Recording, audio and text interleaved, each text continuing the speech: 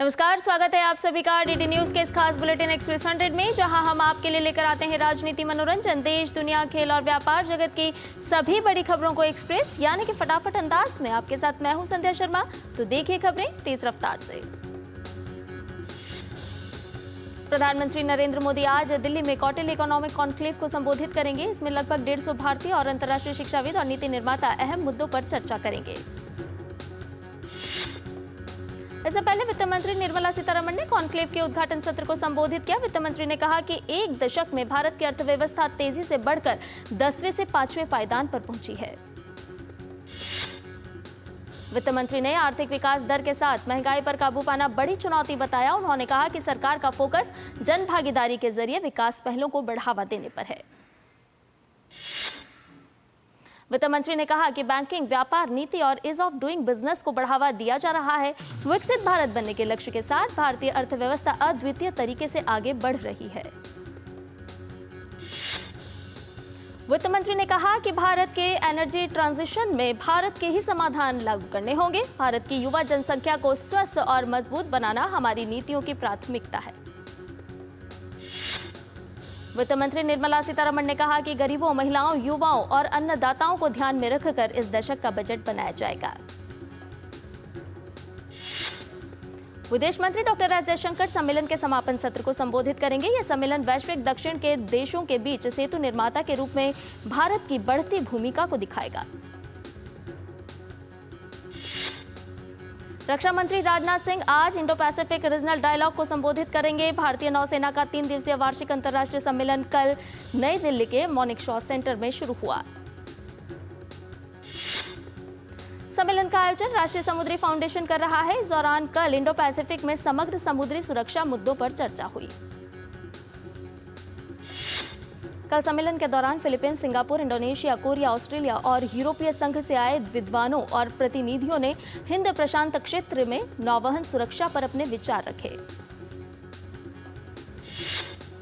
राष्ट्रपति द्रौपदी मुर्मू राजस्थान के दौरे पर हैं। राष्ट्रपति ने आज माउंट आबू में स्वच्छ और स्वस्थ समाज के लिए आध्यात्मिकता विषय पर आयोजित वैश्विक शिखर सम्मेलन में भाग लिया।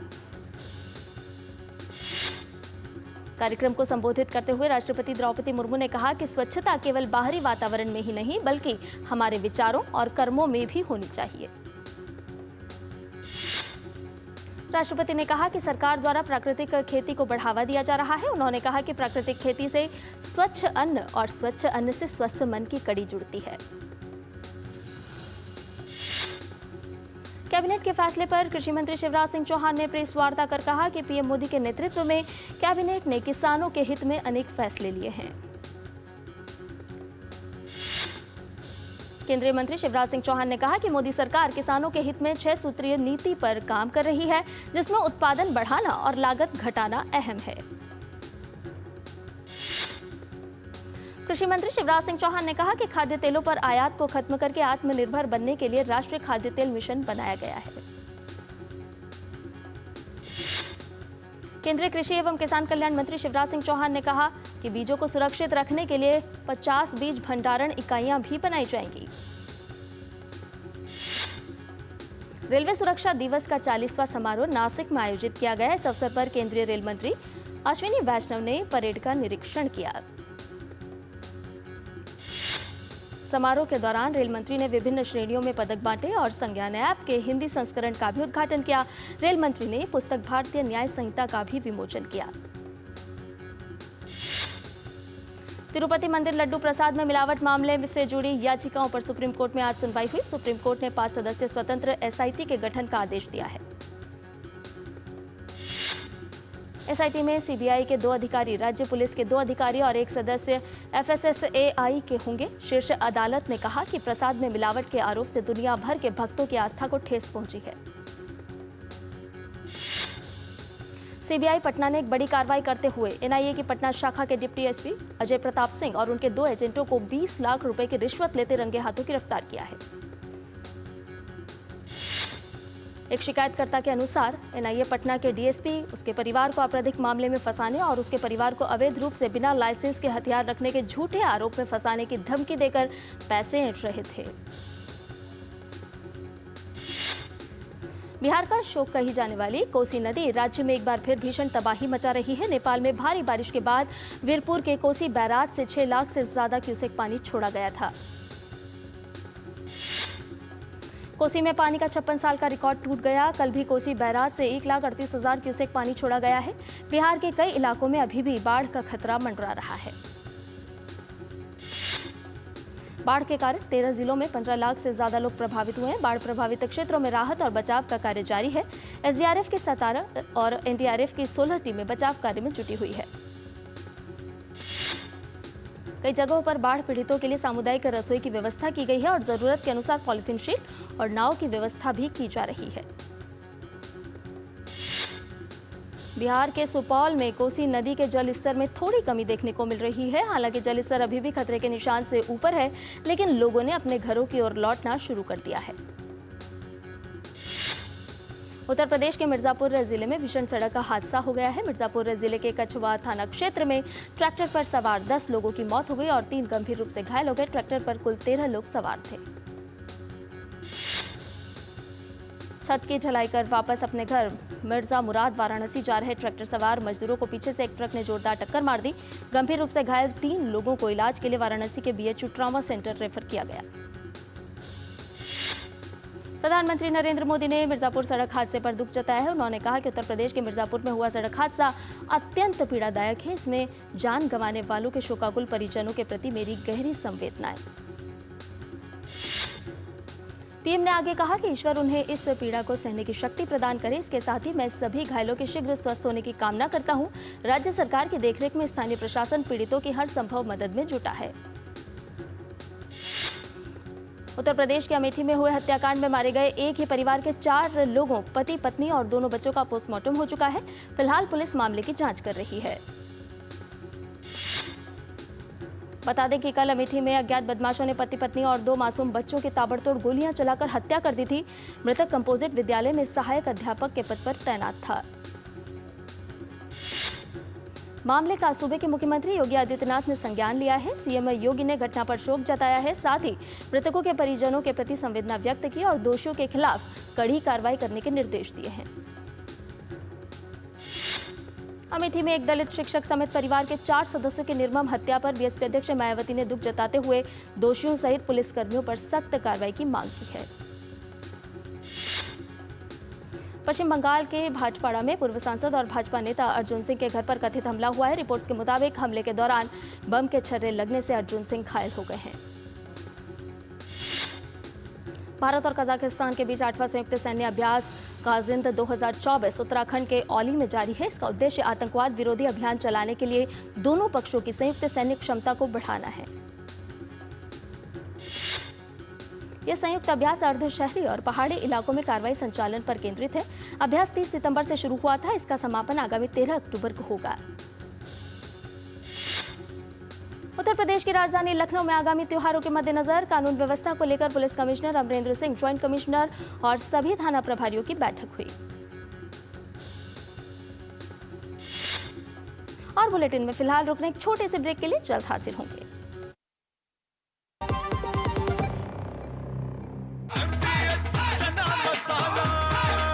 अब छोलिया हो या लोबिया, सफेद चने या काले चने, सब कुछ मजेदार बने। सर, आप बहुत लकी हैं कि आपके बेटे ने हेल्थ इंश्योरेंस और बाकी सारी फॉर्मेलिटीज टाइम से पूरी कर दी है। मेरा बेटा? तो फिर आप? पॉलिसी बाजार। क्लेम के टाइम पे हमेशा आपकी हेल्प को तैयार। पॉलिसी बाजार, 1 करोड़ का हेल्थ इंश्योरेंस सिर्फ 390 रुपए महीने से शुरू। बेटियां घर की रौनक हैं। बेटियां घर संवारती हैं।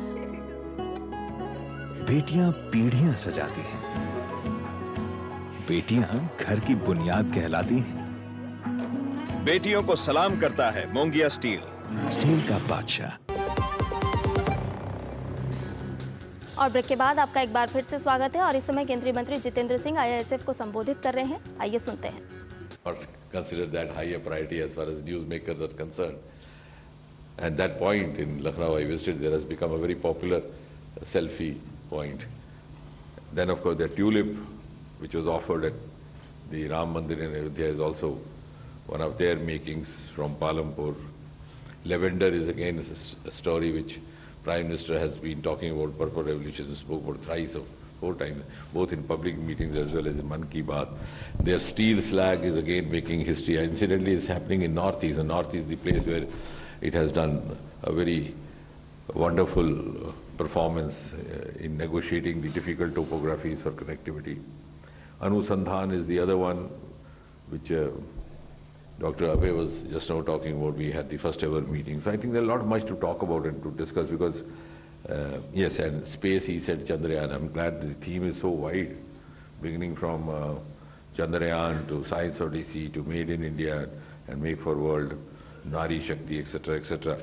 So this is also going to be the year between this festival and the next festival, we would have an Indian human being in space. So that also makes it quite eventful. By the end of this year, we had thought it would happen in the next year, beginning, but maybe now we are trying that before. Somnath incidentally is not here, but before the end of this year, we might have the final dress rehearsal in the form of a female robo, Vayomitra, going up in space. So once she accomplishes all the tasks, including coming back safe and being retrieved from the waters, then next year, possibly before the next festival, we'll have lot much to showcase in that regard. Also, though we had an Indian earlier also in space in 1980s, that was a Soviet mission. So, and of course, mission startup, he said, it was again this government, the Prime Minister made a clarion call from the Red Fort, Startup India from 350, you gone to almost 1.75 lakh. We are now number 3, as he was mentioning. And not only that, even the areas which were hitherto considered not very promising as far as startups is concerned, also become very potential areas for the future economic growth. One of them, for example, being space itself. We had just 1-digit space startup till the new policy was adopted. So we can talk about that also. Now space has become a very lucrative sector, both for employment and both for startups. We have nearly 300 of them, and our first generation startups are now become world class, and they have also graduated into entrepreneurs, those like Skyroot, etc. So these are upcoming areas also to generate rozgar, because you can't be providing a salaried job to every individual, but these are the areas which are going to contribute hugely. So through the medium of science, we are going to serve a larger cause of the nation and also contribute hugely to the making of the future economy. And Vigyan Bharati is our natural partner and also our interface with the society, और आपके सहयोग से हमारा जो संवाद है समाज के साथ वो भी ज़्यादा सुचारू हो जाएगा. And this, ये भी एक नया प्रयोग था जो आरंभ में कुछ लोगों को लगा कि ये कितना चलना है कितना नहीं चलना, कि 2 कदम चलना 1 कदम पीछे हटना, लेकिन धीरे धीरे मैं ये सोच कर चला था कि वो बुला लेंगे मुझको, लेकिन उन्होंने बुलाया नहीं और हम चलते गए. So I am glad that we have made a good headway. It's become a very compatible partnership, because usually such experiments don't happen in government circles. लेकिन जब हम करेंगे बात whole of science and whole of government and whole of society, how else you can? And I am of the firm belief that if you have to move on to the #1 economy, it has to be an integrated march. Can't be moving separately. Even, in fact, I am not even in favor of having the demarcations between the private and the public sector. And one of the important features is that we are now going to Northeast, which has been a very priority area of this government. And Prime Minister Modi, right from day one, has been emphasizing that. And that again has a relevance when we talk of rising from number 4 to number 3 and beyond. Such areas and regions of the country which have remained either unexplored or underexplored are the ones which are going to contribute to the economy. So those regions saturate ho gaye, which have been fully exploited or explored, may not be able to contribute more because we have to add value. But these are the areas, and earlier governments possibly did not.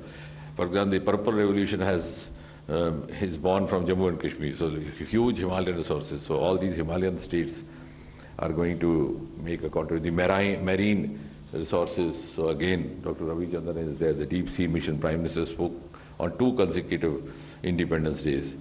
So our entire value addition is also to a large extent going to be from the Himalayan resources, from the marine resources, which are our natural resources. We've been there for centuries and centuries, but they were not rendered true. And I think this is now the time to realize the young startups or the potential areas, because somewhere it got stuck that it is all about IT, because the thing started from Bengaluru and we got stuck there. But our natural resource is agriculture, our natural resource is ocean waters. And Northeast is going to be also relevant from that point of view. And 30% of your registration you have kept for Northeast, but I'm not sure that's okay. But what is more important is to have more and more of registration for others to visit Northeast. So when I first was put in the charge of Northeast, I said everybody keeps saying bring Northeast. तो केंद्रीय मंत्री जितेंद्र सिंह को अभी आप सुन रहे थे, जो कि बता रहे थे कि IISF महोत्सव जो है वो किस तरह से संवाद में महत्वपूर्ण भूमिका निभाने वाला है। साथ ही वो बता रहे थे कि प्रधानमंत्री नरेंद्र मोदी के नेतृत्व में किस तरह से लगातार सरकार काम कर रही है। और आइए एक्सप्रेस 100 को बढ़ाते हैं आगे। बैठक में आगामी त्योहारों के बारे में विस्तार से चर्चा हुई। त्योहार के दौरान क्या क्या करना है और किस चीज का ध्यान रखना है, इस सिलसिले में निर्देश दिए गए। शारदीय नवरात्रि का आज दूसरा दिन है। आज मां के दूसरे स्वरूप ब्रह्मचारिणी की आराधना की जाती है। दिल्ली स्थित छतरपुर मंदिर में आज सुबह मां की विशेष पूजा की गई। मां ब्रह्मचारिणी को ज्ञान, तपस्या और वैराग्य की देवी माना जाता है। ब्रह्म का अर्थ है तपस्या और चारिणी का अर्थ है आचरण करने वाली। मान्यता है कि मां के इस स्वरूप की आराधना से मनुष्य के अंदर त्याग, सदाचार और संयम की भावना बढ़ती है। प्रधानमंत्री नरेंद्र मोदी ने देशवासियों को नवरात्रि की शुभकामनाएं दी हैं। उन्होंने एक्स पर पोस्ट कर लिखा, नवरात्रि के दूसरे दिन समस्त देशवासियों की ओर से मां ब्रह्मचारिणी को मेरा विशेष नमन। माता से विनती है कि अपने भक्तों को हर चुनौती का सामना करने की शक्ति प्रदान करें। शारदीय नवरात्रि के दूसरे दिन दिल्ली स्थित झंडेवालन मंदिर में आरती की गई। इस दौरान बड़ी संख्या में लोग मां के दर्शन करने पहुंचे। नवरात्रि की शुरुआत से ही दिल्ली के लाल किले के मशहूर लवकुश रामलीला के मंच पर दिल्ली NCR के स्कूली छात्रों ने मंचन किया। मथुरा में कल रात धूमधाम से भगवान श्री राम की बारात निकाली गई। पूरे रास्ते भक्तों ने फूलों की बारिश की। इस दौरान कई तरह की झांकियों ने लोगों का मन मोह लिया।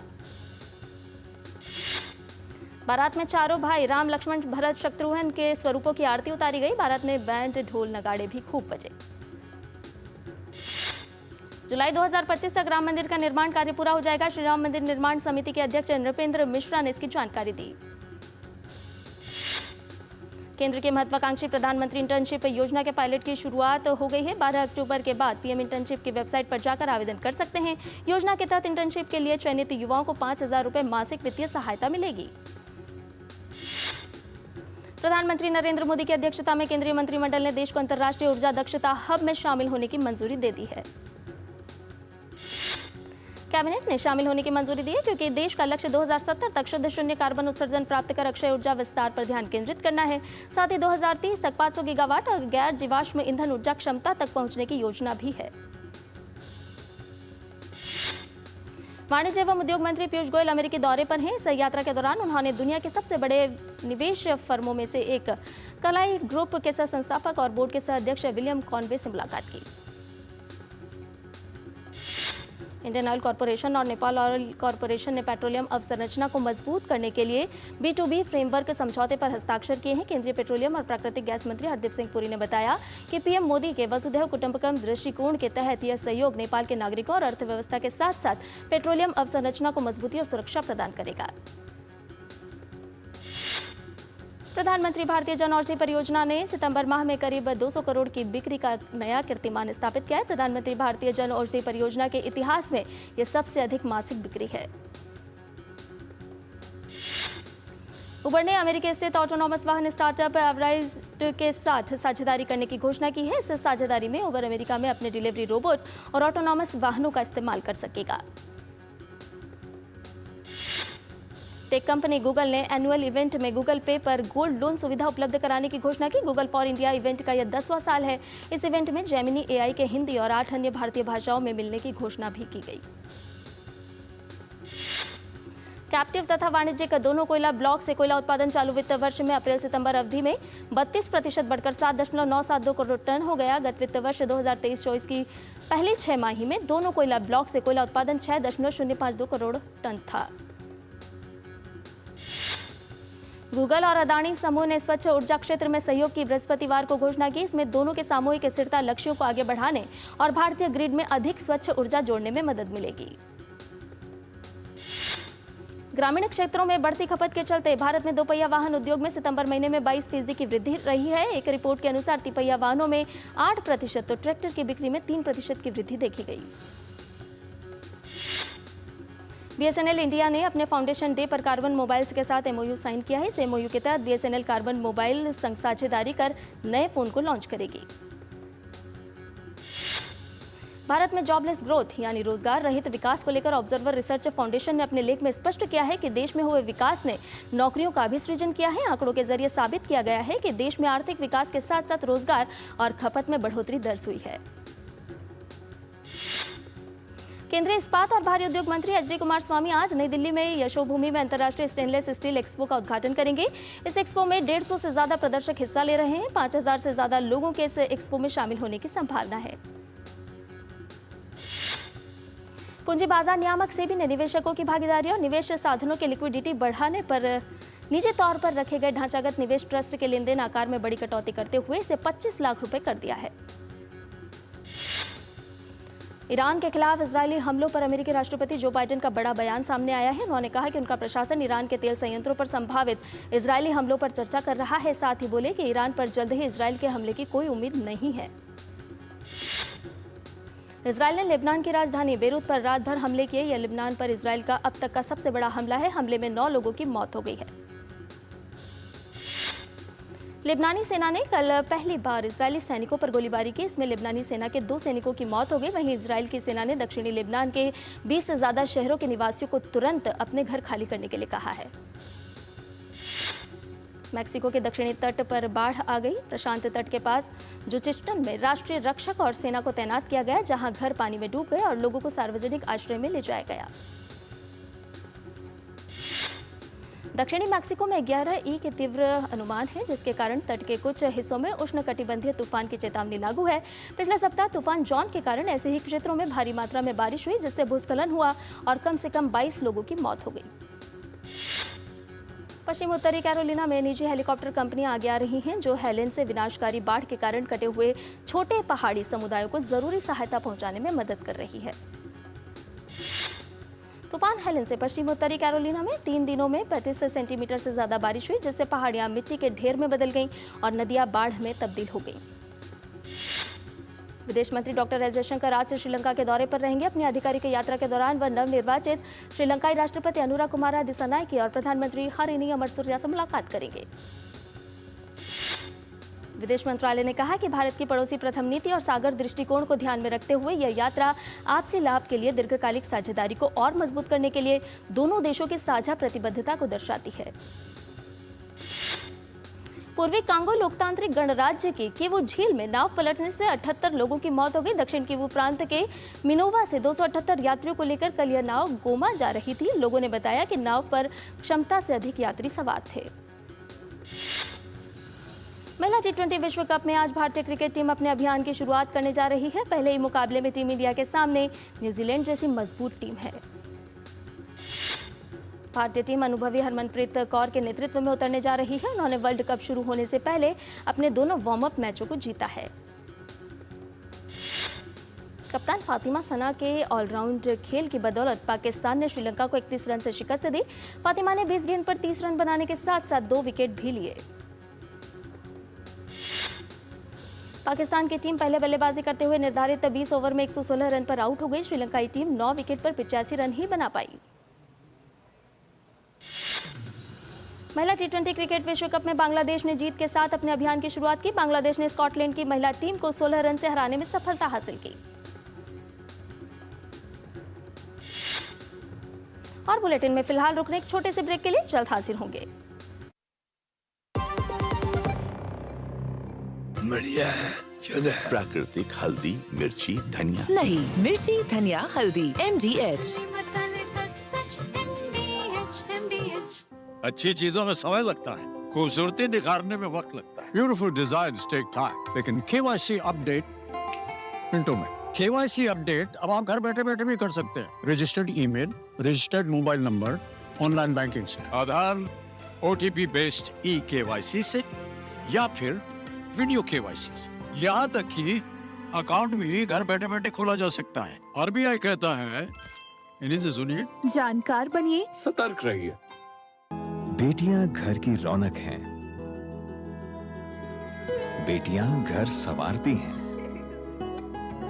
बेटियां पीढ़ियां सजाती हैं। बेटियां घर की बुनियाद कहलाती हैं। बेटियों को सलाम करता है मोंगिया स्टील, स्टील का बादशाह।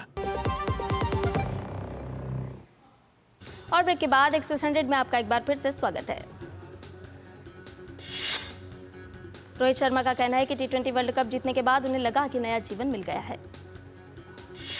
ग्लोबल शतरंज लीग में विश्वनाथन आनंद और मैग्नस कार्लसन के बीच मुकाबला ड्रॉ रहा। अमेरिकन गैम्बिट सीजन 1 के उपविजेता मुंबा मास्टर्स को 11-6 से शिकस्त दी। अमेरिका की कोको गॉफ ने चाइना ओपन टेनिस प्रतियोगिता के सेमीफाइनल में पहुंच गई हैं।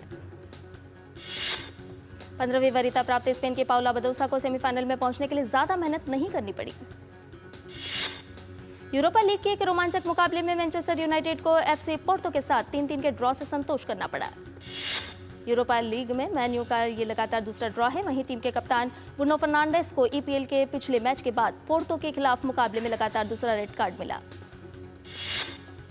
यूरोपा लीग में टॉटनहैम हॉटस्पर ने हंगरी के क्लब फैनक्वारोसी पर 2-1 की रोमांचक जीत हासिल की। यूएफए कॉन्फ्रेंस लीग में चेल्सी ने जेंट पर 5-2 की बड़ी जीत हासिल की। चोट के कारण फ्रांस के प्रमुख खिलाड़ी किलियन एम्बाप्पे राष्ट्रीय टीम से बाहर हो गए हैं। फिल्म बुलबुलैया 3 साल 2024 की मोस्ट एंटिसिपेटेड मूवी बन गई है। फैंस को फिल्म का बेसब्री से इंतजार है। द प्लेटफॉर्म का सीजन 2 रिलीज हुआ। यह डार्क फिल्म आपको सोचने पर मजबूर कर देगी। अजय देवगन की फिल्म सिंघम अगेन दिवाली पर धमाल मचाने के लिए है तैयार। फिल्म का ट्रेलर 7 अक्टूबर को रिलीज होगा। निर्माता साजिद नाडियाडवाला ने हाउसफुल 5 की टीम की तस्वीर शेयर की है। फिल्म हाउसफुल 5 6 जून 2025 को सिनेमाघरों में रिलीज होगी। राजकुमार राव और तृप्ति डिमरी की फिल्म विक्की विद्या का वो वाला वीडियो 11 अक्टूबर को सिनेमाघरों में रिलीज होगी। अजय देवगन की फिल्म रेड 2 अगले साल 21 फरवरी को रिलीज होने वाली है। फिल्म गेम चेंजर इस साल दिसंबर में रिलीज हो सकती है। आलिया भट्ट की अपकमिंग फिल्म जिगरा चर्चा में छाई हुई है। आलिया की फिल्म को केंद्रीय फिल्म प्रमाणन बोर्ड से यूएस सर्टिफिकेट मिला है। भोजपुरी सुपरस्टार यश कुमार की फिल्म हाथी मेरे साथी सिनेमाघरों में आज रिलीज हुई। रजनीकांत और Amitabh Bachchan starrer film Vettaiyan the Hunter का ट्रेलर रिलीज हो गया है। और इसके साथ ही एक्सप्रेस न्यूज में फिलहाल मेरे साथ इतना ही। मुझे दीजिए इजाजत। नमस्कार।